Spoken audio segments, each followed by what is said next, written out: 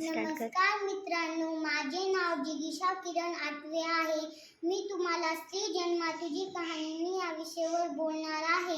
नको मारू आई मला हा जन्म घेऊ दे, नको मारू आई मला हा जन्म घेऊ दे. तू जसं पाहिलं जर मला देखील पाहू दे, तू जसं पाहिलं जर मला देखील पाहू दे. आई नको ग मारू आई मला हा जन्म घेऊ दे. बाबा तुम्ही आईला मनानं नका मारू. आजी आणि आजोबांना मुलगी नको, त्यांना वंशांचा दिवाच पाहिजे हो. तुम्ही काल डॉक्टरकडे गेलता, तिथं किती मोठ्या मोठ्या मशिन्या होत्या आणि मी तिथं इतकुशी किती छान दिसू लागले, पण तुम्ही तिथं ठरवलं होतं मला मारायचं. बाबा मला मारू नका हो. मी दादाचे जुने कपडे जुने खेळणे वापरेन आणि मोठं झाल्यावर नाव कमवेन. प्लीज बाबा मला मारू नका हो. अगं आई वंशांच्या दिव्यापायी पण ती विजू नको ग आई, वंशांच्या दिव्यापायी पण ती विजू नको ग आई. तुम्हाला जन्मासाठी आई हवे, तुम्हाला राखी बांधण्यासाठी बहीण हवे, तुम्हाला लग्न करण्यासाठी बायको आहे, मग तुम्हाला मुलगी का नको? मुलगी जन्माला आली की सगळे नाराज होतात आणि मुलं जन्माला आले की सगळे खुश होतात, पेळे वाटतात, फटाके वाजवतात. मुलगी मोठी झाली तिला खूप बंधने टाकतात, इकडे जाऊ देत नाही, तिकडे जाऊ देत नाही.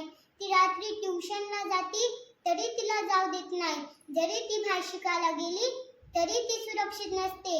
एकीकडे देवीची पूजा करतात, तिला माळ घालतात, दुधाचा अभिषेक करतात आणि एकीकडे त्या मुलीच्या अंगावर ऍसिड टाकतात, पेट्रोल टाकतात. तिचा अत्याचार करून तिला मारून टाकलं होतं. तुम्हाला माहितीच आहे ना मारेगाव मधली घटना. एका 5-6 वर्षाची मुलगी तिचा अत्याचार करून तिला मारून टाकलं होतं. कधी मिळणार तिला न्याय? एका रात्री नोटबंदी आले होते, एकाच रात्री मुख्यमंत्री बदलतो, मग एकाच रात्री मुलीला न्याय कामून नाही मिळत? शिवाजी महाराजांच्या दरबारात एका बाईच्या अंगावर हात टाकला गेला होता. मग जिजामातांनी शिवाजी महाराजांना म्हणलं, अंगणातली तुरस, बोटातली गाय, घरातली माय, ह्यांच्याकडे जर कुणी वाकड्या नजरेने पाहणाऱ्याची गय केली जाणार नाही. मग शिवाजी महाराजांनी त्या माणसाचं मुंडकं कापून त्या दरबारावर अटकलं होतं. म्हणून मी म्हणते, अंधार झाला आता उजेड पाहिजे, अंधार झाला आता उजेड पाहिजे. पुन्हा या देशाला जिजाऊचा शिवा पाहिजे, पुन्हा या देशाला जिजाऊचा शिवा पाहिजे. जर मुलीला तिच्या आई वडील भाऊ बहीण नवऱ्याची जर साथ मिळाली, ती कधी पण डॉक्टर, इंजिनियर, पोलीस, IPS सुद्धा राष्ट्रपती बनू शकते.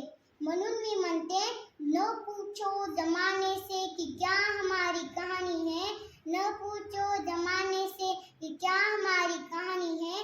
हमारी पहचान सिर्फ ये है कि हम भारत की नारी है, हमारी पहचान सिर्फ ये है कि हम भारत की नारी है. जाता जाता एवढंच म्हणून जाते, अगं एक मुली तुला सांगते आता पिंजऱ्यात फडफडू नकोस, अगं एक मुली तुला सांगते आता पिंजऱ्यात फडफडू नकोस. पेटून उठ पण आता रडू नकोस, पेटून उठ पण आता रडू नको. धन्यवाद. उज्जैनी तू पुढे ये बाळा. आपण तुझ्या हातात तिला आपण 100 रुपये तिच्या भाषणासाठी देऊ आणि तिला आणखी एक चॉकलेट देऊ. Very good, very nice, congratulations. Okay, फार अप्रतिम कला तिच्याकडे आहे खरंच भाषणाची. हा अशी घ्या आणि दोघी जणी तिकडे पहा मॅडमकडे. परत एकदा जिगीजासाठी